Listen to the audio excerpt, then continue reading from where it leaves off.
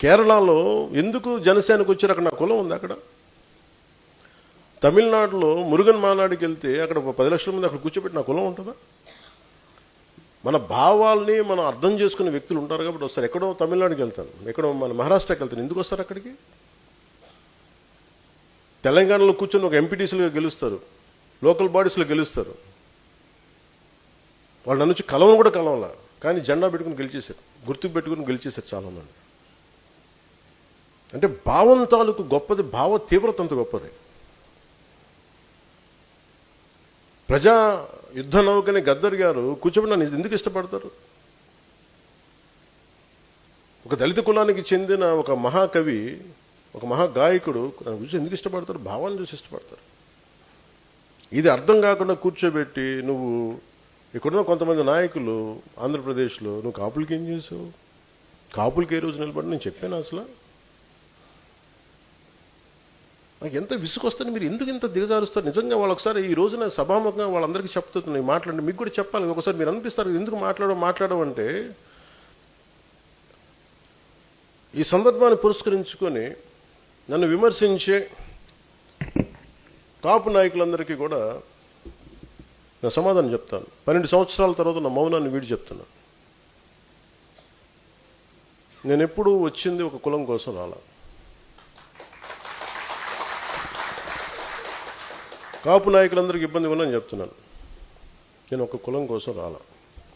నా దేశం కోసం వచ్చాను, నా నేల కోసం వచ్చాను, నా రాష్ట్రం కోసం వచ్చాను.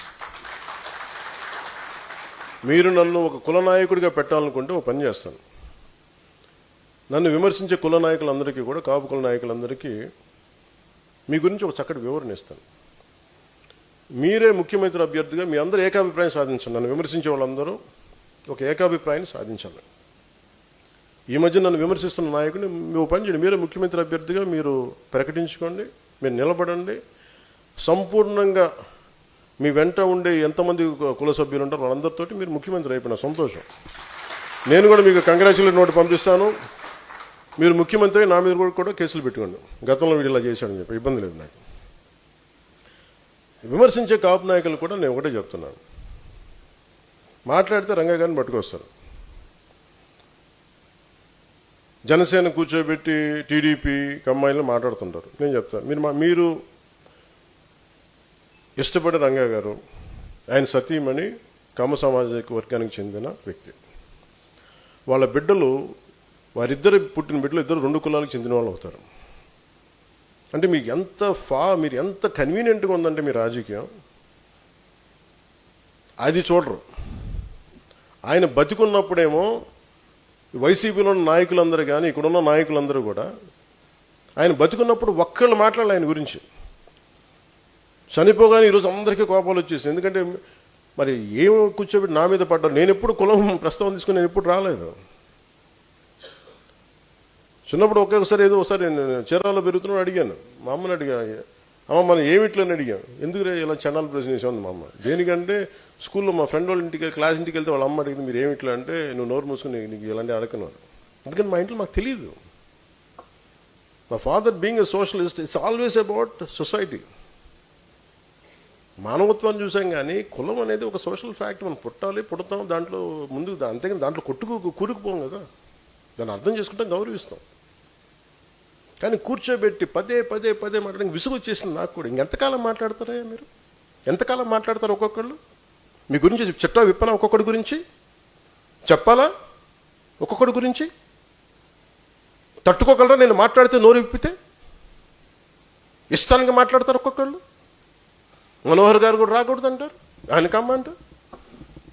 ఎన్నికైన ఎమ్మెల్యేలు అందరూ ఎవరయ్యా? కాపులు లేరా దాంట్లో?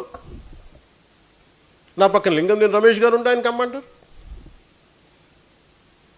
ఎక్కడో తెలంగాణను పెట్టుకున్న వ్యక్తిని చూసుకుని ఆయన కమ్మంటారు.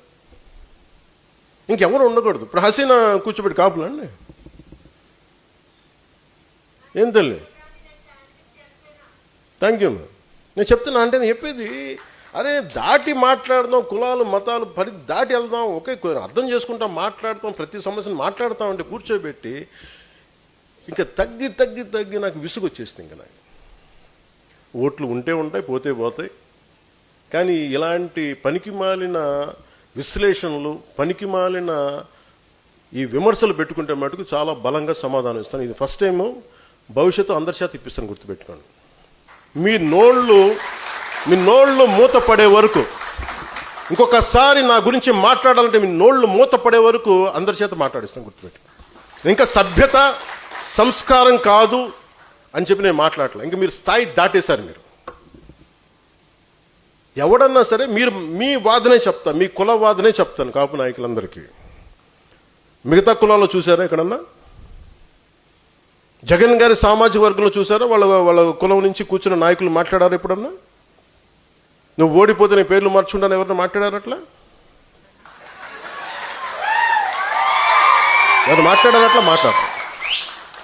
చంద్రబాబు గారి గురించి మాట్లాడారు, నువ్వేం చేసావు కమ్మవారికి అని మాట్లాడతారా? మాట్లాడరు. మీరు మాట్లాడతారు. అసలు మీరు ఒకసారి లోపల ఆలోచిస్తారా? ఈరోజు మీ అందరికీ చెప్తా ఉన్నా, నా చుట్టుపక్కల చాలామంది నాయకులు ఉండేవాళ్ళు. కానీ నేను ఇప్పుడు ఉదాహరణకి ఈయనే ఉన్నారు, ఆర్ఎంఆర్ గారు ఉండేవాళ్ళు, జేడీ గారు ఉండేవాళ్ళు.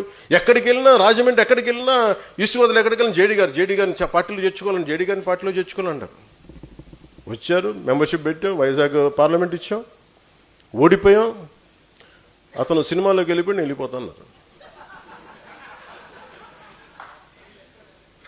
మాతో పాటు తోట చంద్రశేఖర్ గారు ఉండేవాళ్ళు, ఆయన బీఆర్ఎస్కి వెళ్ళిపోయారు. ఇప్పుడు మీరందరూ 3,000 మంది, ఇన్ని వేల మందికి పదవులు వచ్చినాయి. ఎందుకు వస్తాయి? మీరు నిలబడ్డారు కాబట్టి పదవులు వస్తాయి. వాళ్ళు ఉండుంటే వాళ్ళందరూ రాజ్యసభ సభ్యులు అయిపోయాలేమో నాకేం తెలుసు, పార్లమెంట్ సభ్యులు అయిపోయి నాకేం తెలుసు. ఇవన్నీ వదిలేసి నా పక్కన ఆయన నిలబడితే కూర్చోబెట్టి మనోహర్ గారు సాగు కొడతా ఉంటారు నన్ను కూర్చోబెట్టి. నేను మీకు ఈరోజు చెప్తున్నా, నన్ను విమర్శించే కాపు నాయకులందరికీ నేను మనోహర్ గారిని పెట్టుకుంటా, మీరు ఏం చేస్తారో చేసుకోండి. ఎందుకంటే అలాగే మీకు నా పక్కన రమేష్ గారు ఉన్నారు. ఆయన ఎందుకు వచ్చారు? నేను గెలిచినప్పుడు రాలా. 2014 తర్వాత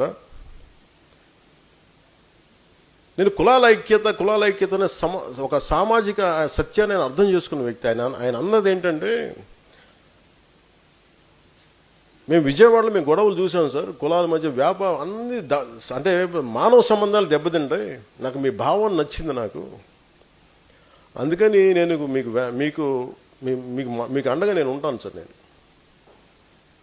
పాపం ఆయన నా పక్కన ఉన్నప్పుడు నేను ఎప్పుడు టీడీపీ సపోర్ట్ చేసిన, టీడీపీతో గొడవ పెట్టుకుని ఆయన పక్కనకి వస్తే అందరూ ఆయన కూర్చోబెట్టి ఆయన సామాజిక వర్గంతో తిట్టి ఈరోజు కూర్చోబెట్టి మాట్లాడితే, పాపం నేను వచ్చినప్పుడు ఆయన నాతో పాటు ఉన్నప్పుడు నేను టీడీపీకి వ్యతిరేకంగా, టీడీపీకి ప్రో లేను 2019లో. ఆయన 14-15 తర్వాత నేనంటే ఇష్టం ఆయనకి వ్యక్తిగతంగా. ఎందుకంటే ఆయనకి నేను హీరోగా ఇష్టం, ఆయనకి నా సినిమాలకైనా అభిమాని, నాకు అభిమాని, పొలిటికల్గా నా భావజాలని కూడా ఆయన అభిమాని. ఆయన కూర్చున్నప్పుడు నిజంగా కనుక ఆయన వీళ్ళు ఈ కాపు నాయకులు చెప్పినట్టుగా ప్రభావితం చేస్తుంటే నేను 2019లో కూర్చోబెట్టి టీడీపీతో ఎందుకు కూడా పెట్టుకుంటాను? అంత మాత్రం కామన్ సెన్స్ మీకు లేదా? కాపు నాయకులందరికీ, మాట్లాడే వాళ్ళందరికీ. ఇంకా మీరు ఎక్కడో చోట నేను చెప్తున్నాను, మీరందరికీ ఇలాంటి కులాల గురించి మాట్లాడినప్పుడు మీరందరూ సాధకులందరూ ఏకబిగిన మీరు మాట్లాడు, సామాజిక మాధ్యమాల్లో మాట్లాడండి. నేను ఇప్పుడు మీకు చెప్తున్నాను, మాట్లాడండి బలంగా. జనసేన తాలూకు మూల లక్షణం పోరాటం చేయటం, అన్యాయం మీద, ఒక అభాండం మీద పోరాటం చేయటం. మీరు మెత్తబడి